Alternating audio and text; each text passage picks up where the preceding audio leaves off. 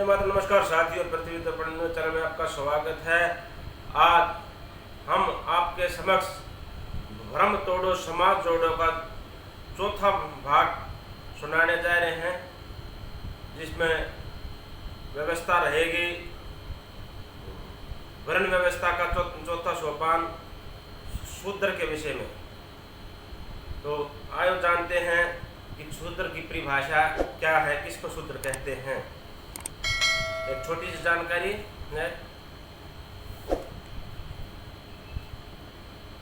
वेदों के बारे में कथाचित दलित विचारक कहते हैं कि वेद पढ़ने का अधिकार कभी शूद्रों को नहीं था। खैर, यह क्या कहते हैं क्या नहीं, उससे कोई खास फर्क तो नहीं पड़ता, पर उन महान शूद्र विद्वानों का नाम बताना मैं जरूर समझता हूँ जिन्होंने वेद लिखने में अहम भूमिका अदा की थी।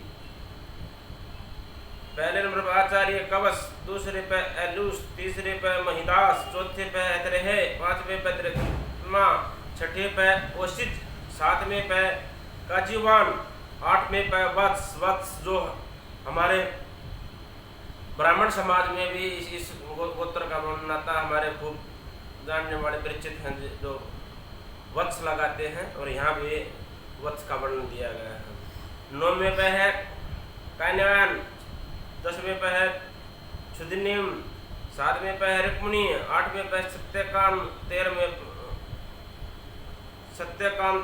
जाबाल, और इन सब महान विद्वानों के चरण में कोटि कोटि। वह आर्य जो ना तो वैश्य थे, ना क्षत्रिय थे, ना ही ब्राह्मण थे, वे शूद्र थे। वह ब्राह्मण जो अध्ययन के बजाय शिल्प कार्य में लगे हुए शूद्र कहा गया है। वो क्या ब्रैकेट चालू, तो क्या ब्राह्मण और शूद्र एक उन उत्पत्ति के नहीं हुए, मतलब ब्राह्मण और शूद्र एक ही है। ऋग्वेद मंडल 7 युक्त में 32 मंत्र छाट में दे रखा है। जो ब्राह्मण वेद पाठन पठन नहीं करते कराते अत्यंत शर्म करते हैं, वे उसके तत्कालीन वंशज शूद्र होते हैं। मनुस्मृति में लिखा गया है। और महान वैदिक संस्कृति और सभ्यता में कमी वही निकाल सकते हैं जिन्होंने कभी इसका अध्ययन भी नहीं किया है। ऐसे मिलिच्छों से हम सभी को सावधान रहना चाहिए, जो हम लोगों को बांटने के लिए झूठ का सहारा लेते हैं। कोई भी ब्राह्मण, क्षत्रिय, वैश्य और शूद्र जन्म के आधार पर नहीं हो सकता, कर्म ही उसका पैमाना है।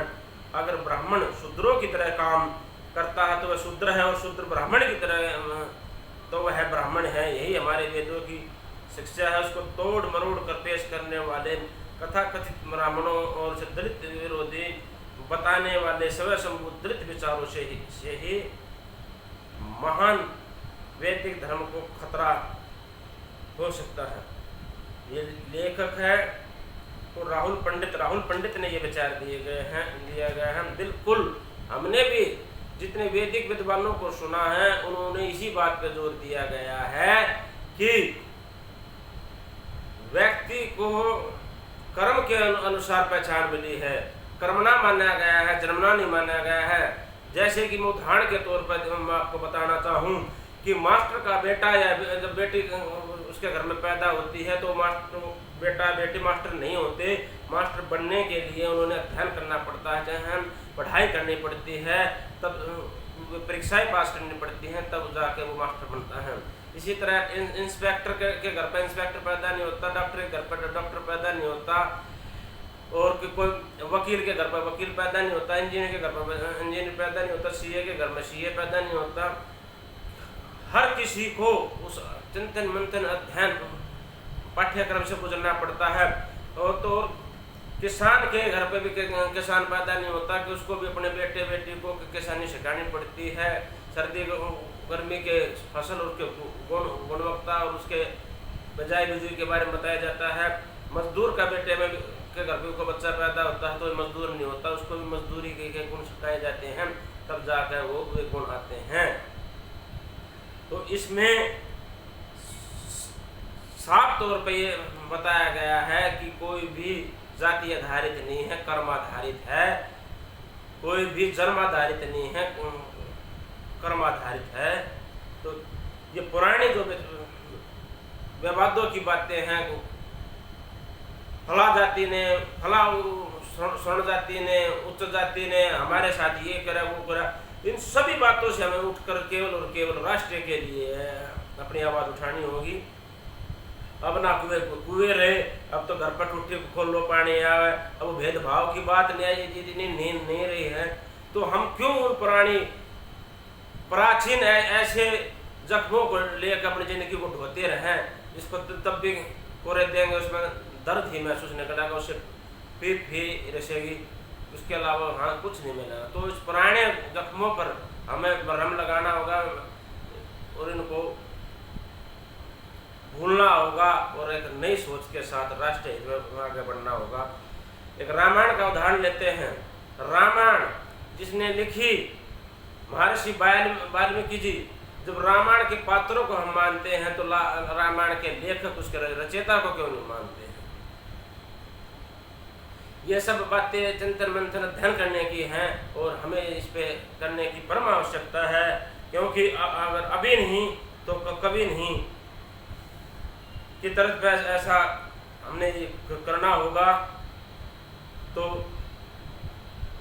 मैं मानता हूँ, समझता हूँ कि हमारे जो प्राचीन सत्य सनातन वैदिक संस्कृति के अनुसार जो 4 वर्ण बनाए गए थे, क्षत्रिय, सबसे ऊपर में आता है ब्राह्मण, उसके बाद क्षत्रिय, उसके बाद वैश्य, उसके बाद शूद्र।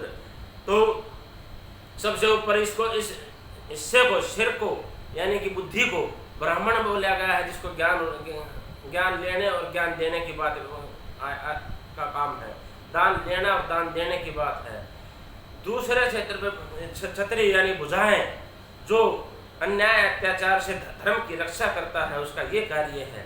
तीसरा है पेट का, वैश्य का, अन्न धन के अभाव को दूर करना है, पेट के पालन पोषण के लिए कार्य करना है, ये कार्य है वैश्य का। चौथे हैं हमारे ये पैर, जिसको शुद्ध सेवक भी बोल सकते हैं। और ये चारों के चारों वर्ण व्यवस्था हमारे शरीर में ही हमारे वैदिक विद्वानों ने बताई गई है।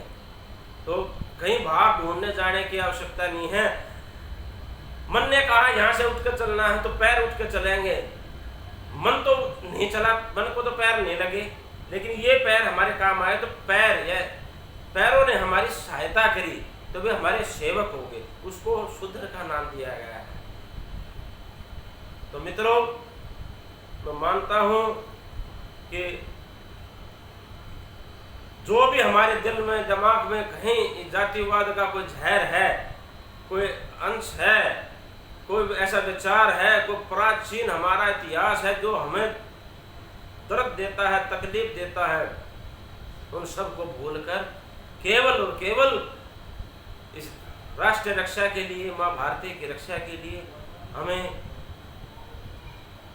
सभी पुराने मतभेद मनभेद को भुलाकर संगठित होना पड़ेगा, एक विचारधारा में आना पड़ेगा, एक सूत्र में पिरोना पड़ेगा अपने आप को।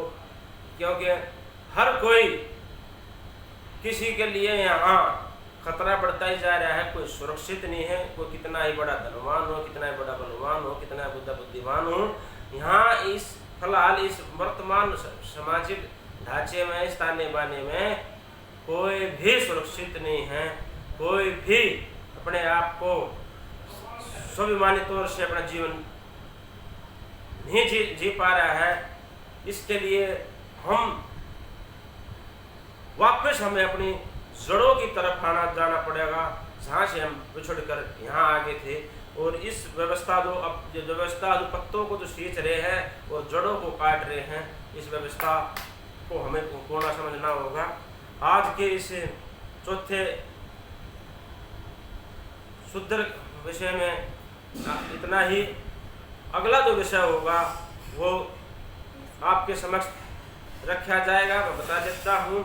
इसमें जो अगला जो विषय होगा वो मत पंथ संप्रदाय का होगा, जो राष्ट्र में जो चलते आ रहे हैं, जितने चल रहे हैं, उनमें अलग अलग जो विचारधाराएं बन चुकी हैं, उन सभी विचारधारा को एक यानी कि एक परमपिता परमात्मा, एक उस दिव्य शक्ति, एक तत्व ज्ञान के विषय के पर रखा जाएगा, ताकि इस भटके हुए मानवता को मार्ग देख सके और इस महान भारत देश की वो छवि, वो गौरव, वो सम्मान, वो इसका जो पहचान है वो बरकरार रहे और ये सदा सदा के लिए यूं ही इसकी एकता, अखंडता, महानता, सभ्यता बनी रहे।